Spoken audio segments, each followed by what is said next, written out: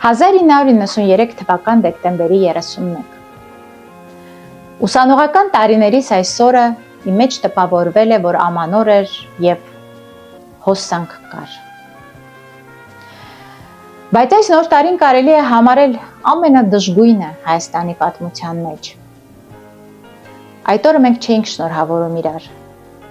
Լռելիայն խմում էինք ու հիշում մի մարդու, որ իր ամբողջ կյանքում ժպիտ էր պարգևել մեզ։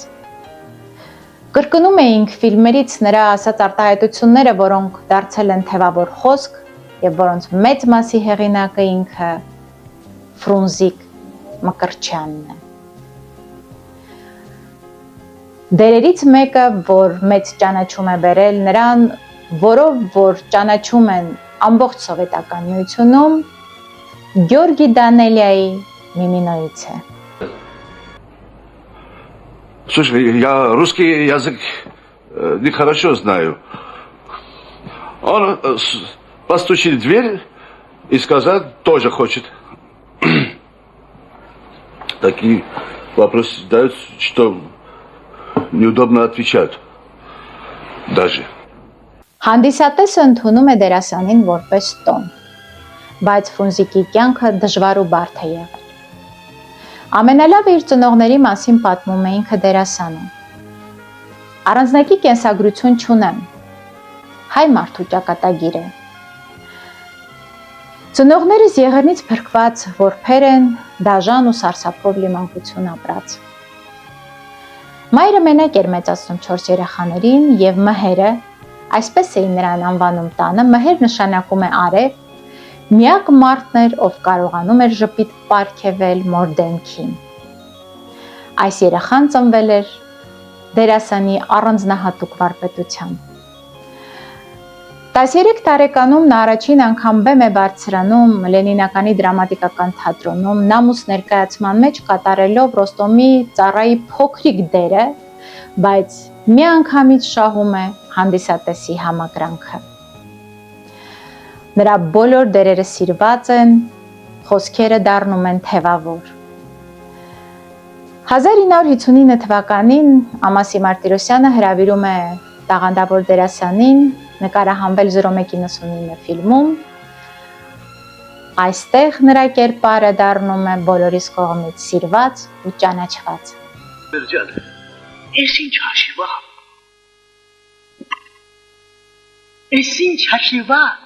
Ուրեմն դու մեքենայի տակ չես ընկել։ Բերանդ խեր բացարա անկեր պետ, ինչ մեքենա, ինչ բան, այ մարդ։ Այ մարդ,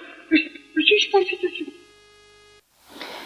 Բարձր մասնագիտությունը, կերպարին իրական դեմք տալու կարողությունը, աշխատանքը էկրանի հետ, ինքնատիպությունը և շատ այլ հատկանիշներ Ֆրունզիկ Մկրտչյանին հնարավորություն են տալիս դասվելու կինոարվեստի մեծագույնների շարքում, որը հիշեմ, Միմինոն, Մենք ենք մեր սարերը, Տղամարդիկ, Նվագախմբի տղաները, այս բոլոր дерերը մնացել են մեր հիշողության մեջ, տպավորվել և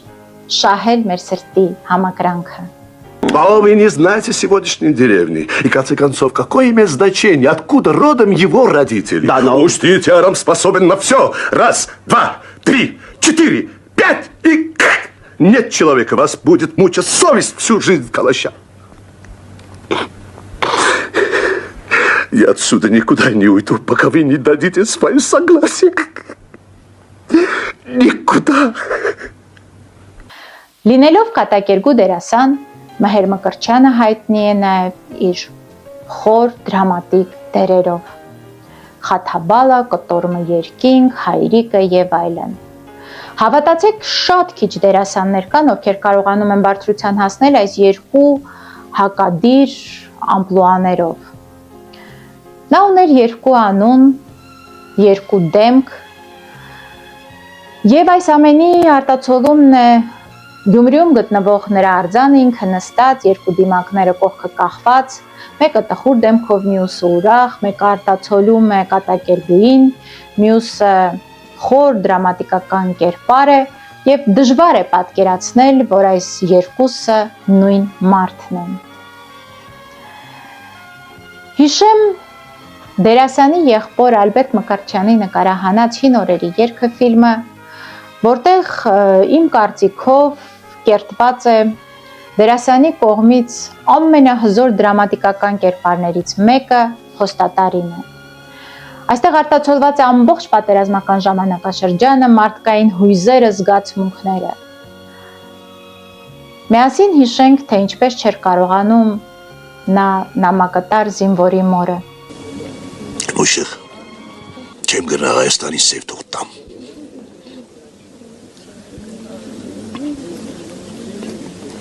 Դու գրնաս սև թուղթ տաս։ Չեմ գրնա, ես էլ չեմ գրնա։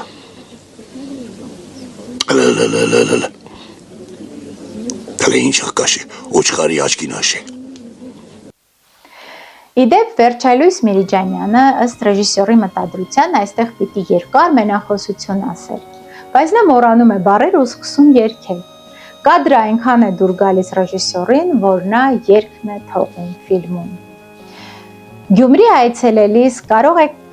քայլել այն վայրերով, որտեղ նկարահանվել են Մկրտչյանի ֆիլմերը, այցելել բակը մեր մանկության տանգոյի։ Տաղանդավոր ռեժիսոր ու հանճարեղ դերասան եղբայրների նկարահանած այս ֆիլմը հենց իրենց կյանքի պատմությունն է։ Ակամայից հիշեցի Ռուբենին, որը բաժանվել էր կնոջից ու անցնելով պատշգամբի կողքով տեսնում է, որ լույսը վառած է, կնոջը ասում, որ հանգցնի ցերեկով վառված լույսը։ Կինը ըմբոստանում է ասում խոսքեր, որոնք որ դարձել են ժողովրդական ու բնութագրում են մի ամբողջ ժամանակաշրջան։ Վառեմ, մարեմ, վառեմ, մարեմ խոսքերն են։ Երբ դերասանին հարցնում են, թե նա ինչ է զգում, երբ իրեն սիրում են, նա պատասխանում է. Ես էլ նրանց եմ սիրում, բոլորին, մեկ առ մեկ։ Լիաթոք ծիծաղ եմ ցանկանում, յուրաքանչյուրին, այն ծիծաղը, որ չեմ տեսել մորս դեմքին։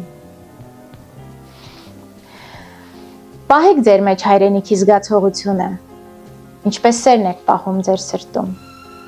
Կապված մնացեք հող ու ջրին, ծննդավայրին, հոգևոր հարստությանը։ Հիշարժան է Մարտիրոս Սարյանի կողմից Մհեր Մկրտչյանի դիմանկարի կերտման պահը, երբ նա հարցնում է. Մհեր, որտեղացի ես, վերջինս պատասխանում է.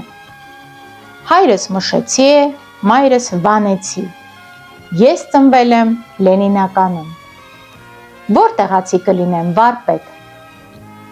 Վարպետը մտածեց և պատասխանեց. այ տղա, դու իսկական երևանցի ես։